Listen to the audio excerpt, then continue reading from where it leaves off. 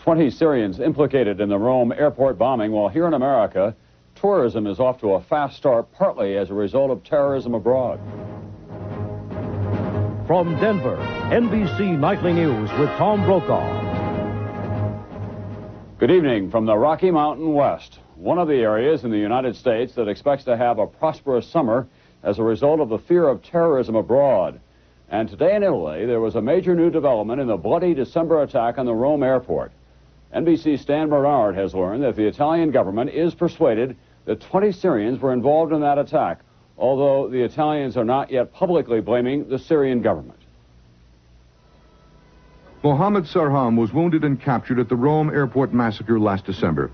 He's been talking about how it was done and who planned and mounted the attack, which killed 17 and wounded 80. 5 Americans were among the dead. Sources close to the Italian judiciary system say that acting on information from Sarham, international arrest warrants have been issued in Italy for 20 Syrians who are now believed to be in Syria and Lebanon. Investigators here are saying for the first time that the terrorist attack was directed by 2 terrorist organizations, one led by Abu Musa, seen here, and Abu Nidal, both with offices in Damascus. Both Musa and Nidal are enemies of Yasser Arafat, the mainstream PLO leader. One Syrian official, Mohammed Kouli, described as the director of Syrian air security, is named in the arrest warrants. He is also believed to be Abu Nidal's protector in Syria. The other 19 warrants are for men described as terrorist trainers and organizers and part of the Abu Musa and Abu Nidal terror groups. Their organizations operate in both Syria and the Bekaa Valley of Lebanon. Sarham told them that Syrians accompanied the terrorists from Damascus to Belgrade, Yugoslavia. The attackers went on to Rome alone, and Sarham led the investigators to a cave outside of Rome where the weapons they used were stored. Italian investigators say Sarham gave them information on other terrorist activities in Europe, information which checked out as completely credible. The Italian authorities are not saying the Syrian government officially sponsored the Rome airport attack, but they are saying that Syrians were deeply involved. Stan Bernard, NBC News, Rome. There were also charges today that Syria may be linked to the latest terrorist bombing in Lebanon. Christian leaders claim that Syrian intelligence agents were behind a powerful car bomb explosion in East Beirut this morning. Women and children were its targets. The bomb was detonated between a school and a crowded vegetable market. At least 9 people were killed, 84 were injured. 2 apartment buildings collapsed, a dozen more caught fire. Christian militiamen charged that Syria helped to plan the bombing to block a new Christian peace initiative, but no one so far has claimed responsibility. There was some heartening news out of the Middle East today as well. Messages from 4 of the French hostages. Freedom for those kidnapped victims is the object of intense negotiations between France and Iran tonight. And as NBC's Ann Garrels reports now from the State Department, U.S. officials are keeping a close watch on these developments. They're the first messages from the French television crew since the 4 men were kidnapped in early March. Brief notes assuring their families they're well. The letters coincided with the first high-level French-Iranian talks in 5 years, where sources say France agreed to 2 key Iranian conditions for the hostages' release. Each night, French television news opens with pictures of all 9 French hostages, some held in Lebanon for more than a year.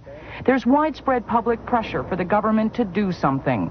And sources say French Prime Minister Chirac has now pledged to repay a $1 billion Iranian loan, even though Iran has long owed French companies an equal amount. Chirac has also reportedly promised to curtail activities of French-based Iranian dissidents opposed to Khomeini. U.S. and Middle Eastern sources say there are other demands still to be resolved, that France resume arms sales to Iran, and that France release 5 Iranians convicted of the attempted assassination of former Iranian Prime Minister Bakhtiar and the murder of a French policeman. U.S. officials call the French negotiations a dangerous precedent, which could complicate the fate of Americans held hostage. Their kidnappers have made one demand only, the release of prisoners in Kuwait convicted of bombing U.S. and French diplomatic installations. Kuwait and the United States have refused to deal, and U.S. officials fear the French willingness to negotiate will only harden the kidnappers' resolve and encourage others to kidnap for ransom. Ann Garrels, NBC News, the State Department. Also coming up here on this special edition of Nightly News from Denver, Roger O'Neill on troubles in the American beef business, a big problem in this part of cattle country. And I'll spend some time with Colorado's long-running but controversial governor. He believes in insulting everyone just a little bit. International terrorism and American tourism. Americans by the millions are heading for the highways tonight, getting away from the Memorial Day weekend, the traditional start of the summer vacation season. The highways leading from Denver to mountain resorts are filled with people in a holiday mood. And there are similar scenes all over the country as weekenders head for their favorite getaway places. This is a scene that will be repeated many times in the season ahead, for this year, record numbers of Americans will be vacationing in America. The nation's tourist industry is enjoying a boom. But while we Americans stay close to home, the European tourist industry is struggling to regain some of the business. We have two reports tonight from Jim Cummins and Stephen Frazier. Americans will be taking more than 280 million vacations in the United States this year. Experts predict they will spend $100 billion. I think it'll be difficult to get booked into the more popular spots. We're projecting this will be the best summer on record in terms of vacation trips that Americans take. Here's why: cheaper gasoline, cut-rate airfares, and fear of terrorism overseas. Today we're supposed to be leaving for England, and we thought it'd be in our best interest to come over to Hawaii. Because of an improving economy, Americans have more money to spend. All the states and regions are fighting over the tourist dollar. Charleston, South Carolina advertised its annual Spoleto Festival in the Northeast and Midwest, doubling the number of inquiries. Those regions are striking back. New Jersey and you, perfect together.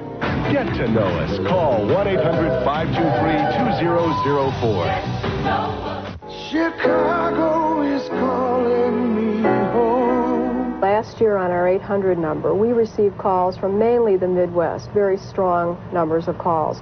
This year, we're getting calls from every state in the Union. Tourism will be up 7% in the Southeast, up 6% in the West, up 5% in the Northeast, and up 2% in the Midwest. Colorado is expecting 22 million visitors this year, 7 times the number of people who live here. Where people might have not come all the way across the state of Kansas, we'll say from Missouri, they may now, because it won't be as expensive for them to do that. The National Park Service estimates crowds will increase 10 to 20% this summer. 8 out of 10 will drive to their vacations. Kenyon Riddle, who owns a gas station on the Salt Flats of Utah, isn't taking a vacation. He'll be too busy taking care of all the extra business. They see America first. And when the terrorism's over, why, they can go back over there and tour around all they want. The experts warn, be prepared for crowds, big crowds, as Americans set out in record numbers to see America this year. Jim Cummins, NBC News, Chicago. Here in Europe, the travel industry is trying to entice Americans back. Last year, Americans spent almost $3.5 billion in Great Britain alone, and no one here is willing to give up that business without a fight. But so far, it's a fight they're losing. Although spring is at its best now, few Americans are here to smell the flowers in Hyde Park. This hotel overlooking the park is half empty. This year, if anybody came now, we could give them 150 rooms. No problem at all. It's that serious. St. Catherine's House on the left. Some sightseeing companies are losing money with every guided tour. There are drops of roughly 50% in revenue for various different companies, sightseeing companies, hotels. In many restaurants, waiters outnumber Americans. We're down about 40% actually on American business. 1 in 20 Britons makes his living from tourism, and Americans are the biggest customers. People here used to make fun of the Yanks for wearing sneakers with their new raincoats. Now, nobody's joking. Instead, Fleet Street's newspapers called Americans chicken for their fear of terrorists, expressing an anger born of economic loss. Today, Prime Minister Margaret Thatcher tried a more diplomatic approach. Also, you know, we enjoy you coming here, and we miss you. You're generous, you're friendly, you're warm. So please come. It's just the same this year as it was last year. This week, in the first attempt to lure Americans back, British Airways said it would give away thousands of free transatlantic flights. Today, 80 American travel agents were flown here for receptions and a first-hand look at London's tranquil streets. But the greatest hopes rest on July's royal wedding of Prince Andrew and Sarah Ferguson. The British hope Nancy Reagan will attend, signaling by her presence that their country is safe and no longer the place for avoiding the crowd. Stephen Fraser, NBC News, London. The White House said today that President Reagan has changed his mind and that he will take part in this Sunday's Hands Across America campaign against hunger. So will his wife Nancy, hundreds of staff members, and Secret Service agents. The White House also denied that the change of plans was a reaction to criticism of Mr. Reagan's remark that people who go hungry just don't know where to get assistance.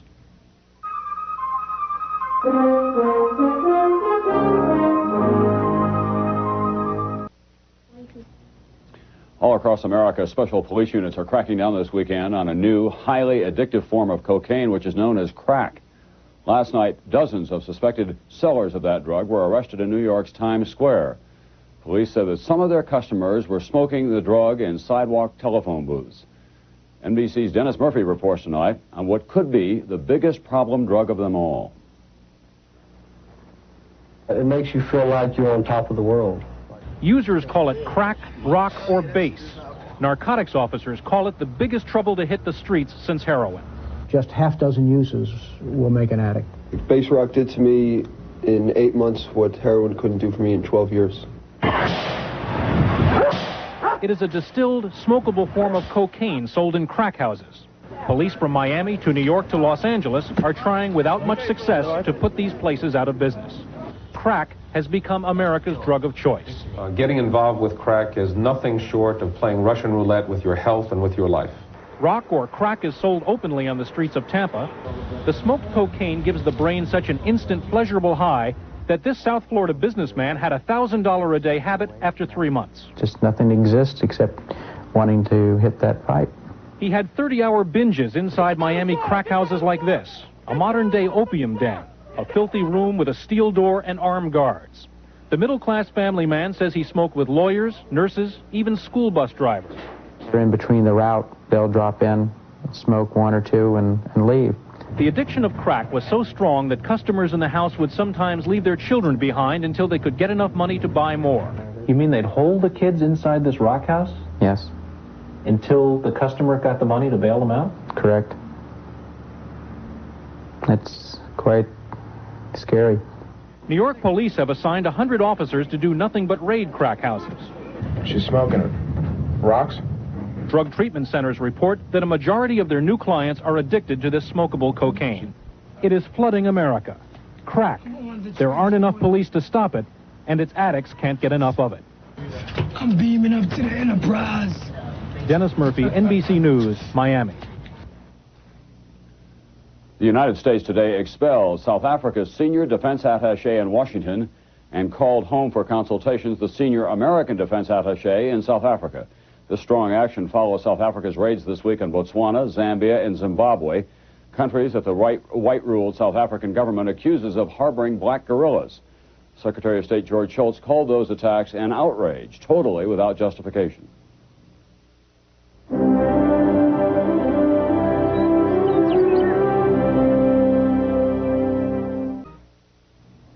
Here in the West, there is a crisis on many of the ranches as well as on the farms. That romantic image of the cowboy riding herd over his cattle has all but disappeared. The cowboy now is just trying to get by. Cattle prices are way down. Americans are eating less beef. Because of this, as NBC's Roger O'Neill reports tonight, ranchers are turning to marketing and to science.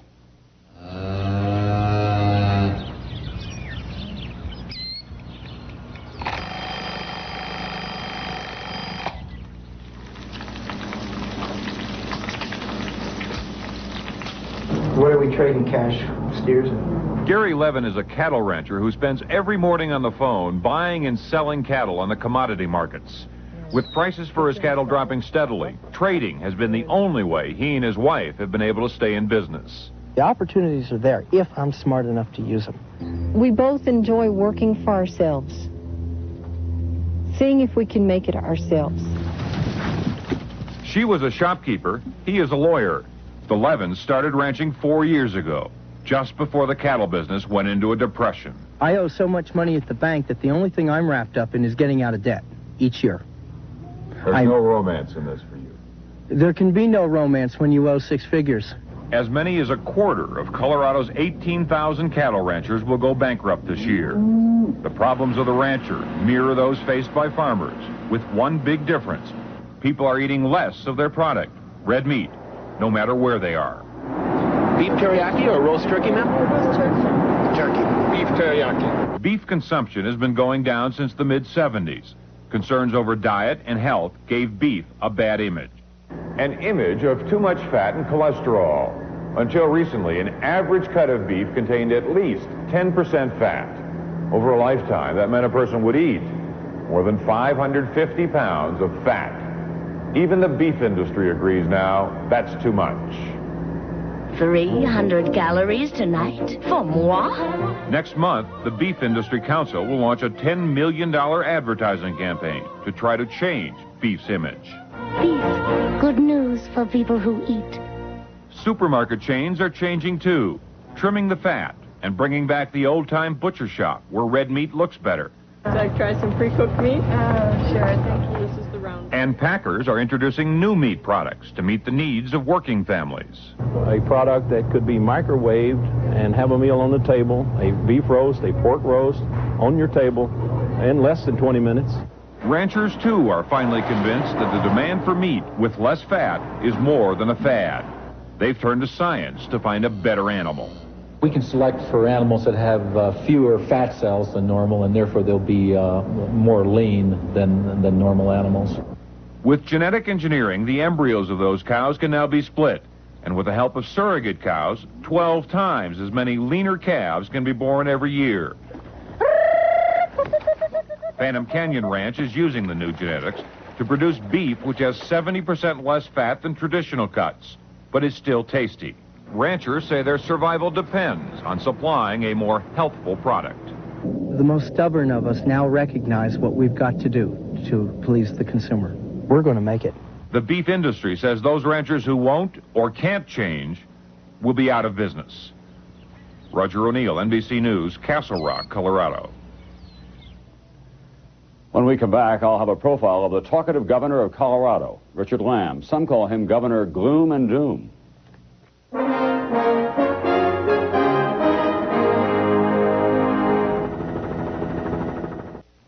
For the last 12 years now, the Colorado governor's office over there in the state capitol has been occupied by a man who in many ways represents the new American West. He is Richard Lamb, a Midwesterner who moved here after law school in California. Lamb is independent, kind of contrary, and certainly outspoken.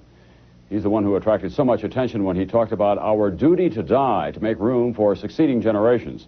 Now he's retiring, and the question is, what next? In 12 years of running Colorado, Governor Lamb has had a lot to say, and a lot has been said about him. He's impatient. He's short-tempered. He tells the worst jokes in the world. How are you doing? He's certainly a maverick. Whether he's a prototype of the politician of the future, I don't know. Assertive, aggressive, compassionate. Well, he certainly is outspoken. The United States cannot continue to accept all the homeless masses yearning to be free. It's demographic insanity. Everybody's sort of blind to the public. Everybody's giving people simple solutions. History teaches that no nation is forever. That we come with the same guarantee as came with Egypt and Greece and Rome. Toynbee says all great nations commit suicide. I really believe that the answer to Americans' problems is to insult everybody a little bit. That dark view of America inspired the nickname Governor Gloom and Doom for Lamb. He sees himself more as a latter-day Paul Revere. I'm not an innately gloomy personality. I'm not one that sort of looks for the worst in every scenario. So I really don't think of myself as a curmudgeon. I think of myself as a realist. Lamb believes there are a lot of real problems not getting the attention they deserve. The high cost of medicine, military pensions, too much politics as usual. But the governor's friends and critics alike think he has more questions than answers. I think where the governor needs to do a better job is in presenting specific solutions to the problems that he anticipates. He has not as yet come up with answers that a lot of us would like to hear him come up with. Now Lamb is leaving this public arena. Is he willing to leave those questions out there with no answers? Or is there a run for the presidency in his future? He's the kind of person that if there's a calling or if there's something he sees really has to be done, he might go after something at that level. Do you expect to return to the public arena in a wider sense, run for president someday? No, I don't expect to run for president. I think if I was running for president, that in fact I would, like all other politicians, start pulling my punches. In the meantime, he has no intention of pulling his punches. It is very difficult to take on something like Social Security, although it's obvious to me that you have to take on Social Security if you're going to balance the budget. It is actuarial insanity to have 26% of the people retire from the military while they're still in their 30s. Did you ever do anything more provocative than to talk about what happens to the people who are terminally ill? You know, what I really said is we all have a duty to die. I believe very strongly that this idea of the right to die is a euphemism. We've made this Faustian bargain with our technology, and you can keep a corpse alive today. You know, you can make hearts beat, you can make lungs fill. But if it only prolongs dying, then I think most people want it turned off.